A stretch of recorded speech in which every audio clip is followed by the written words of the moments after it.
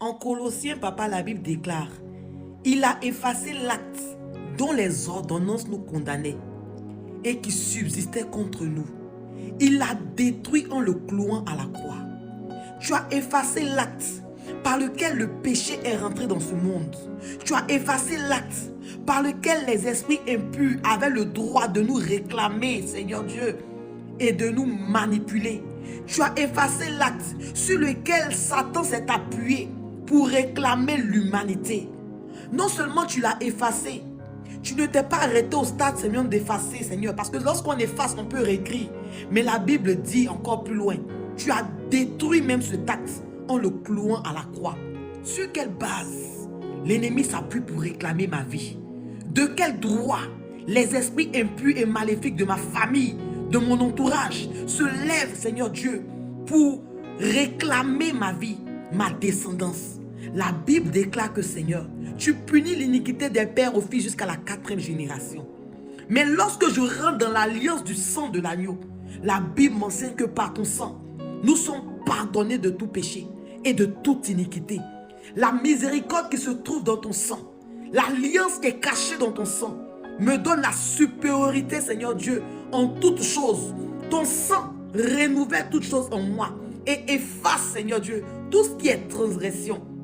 Je reconnais que lorsque je ne te connaissais pas, et lorsque, Seigneur Dieu de bonté, je ne t'avais pas donné ma vie, l'ennemi avait la capacité ou le droit de réclamer ma vie. Mais depuis que je t'ai vendu mon âme, depuis que je t'ai vendu ma vie, de quel droit un esprit impur se lève pour réclamer ma vie? De quel droit la sorcellerie dite de famille s'appuie pour me réclamer, me torturer? Hier, quand j'étais un enfant, je réfléchissais comme un enfant.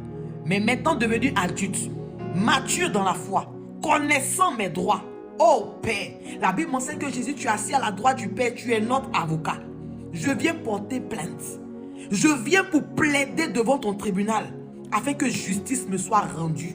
Là où on a abusé de moi, parce que ignorant mes droits, parce que ignorant les lois spirituelles, je prie maintenant, Seigneur Dieu, que je sois dédommagé et que ta justice tranche en ma faveur. Je prie que tous les esprits impurs, tous les esprits maléfiques, tous les esprits qui avaient réclamé ma vie injustement, lâche prise au nom de Jésus. La Bible m'enseigne, ta main n'est pas si courte pour agir, ni tes oreilles si dures pour entendre. Mais ce sont nos crimes, nos péchés qui mettent une muraille de séparation. Et lorsque je pêche et que je remonte à la 4e génération, je vois le péché de mes pères jusqu'à moi. Certainement, c'est des forteresses qui empêchent ta main d'agir. Mais papa, cela est valable pour celui qui n'est pas réellement en Christ. Mais quand je suis en Christ et que je me connecte à l'alliance de ton sang, il n'y a que ton sang qui a la capacité de renverser les forteresses du péché qui empêchaient ta main d'agir dans ma vie. Alors Père, ce matin, je me connecte à cette alliance. Et je prie que ton sang coule continuellement dans ma vie. Que ton sang soit comme une fontaine qui coule sans cesse pour restaurer tous les compartiments de ma vie. Que là où l'ennemi est en train de résister d'un compartiment de ma vie, qu'il lâche prise au nom de Jésus. Que la délivrance soit manifeste. Je prie, Seigneur Dieu, que toute illégalité qui se manifeste dans ma vie soit maintenant détruite et défaite dans tous les compartiments de ma vie au nom de Jésus. Même si l'un de mes pères, même si quelqu'un qui portait mon sang avait soi-disant vendu la famille, Seigneur, la Bible dit que quand je vis en Christ, ce n'est plus moi qui vis, c'est Christ qui vit en moi. Papa, les choses anciennes sont passées. Quand je n'avais pas donné ma vie à Dieu, le sang qui coulait en moi était le sang de mes pères. Ils avaient droit de me réclamer. Mais maintenant que ma vie t'a été donnée entièrement et que je marche sincèrement dans ton alliance, je porte le nom du grand Dieu. Tu es mon Père, je suis ton enfant. Je suis de la nouvelle race en Christ. Je rentre dans une autre dimension de divinité et de race d'enfant de Dieu. Je ne suis pas seulement humaine, mais je suis aussi Dieu. Tu dis dans ta parole, ne savez-vous pas que vous êtes des dieux?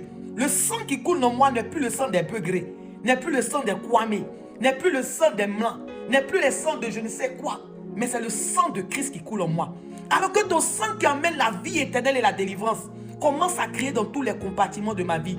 Que là où quelqu'un voulait s'asseoir pour saisir un compartiment de ma vie, que ton sang se fasse entendre là-bas.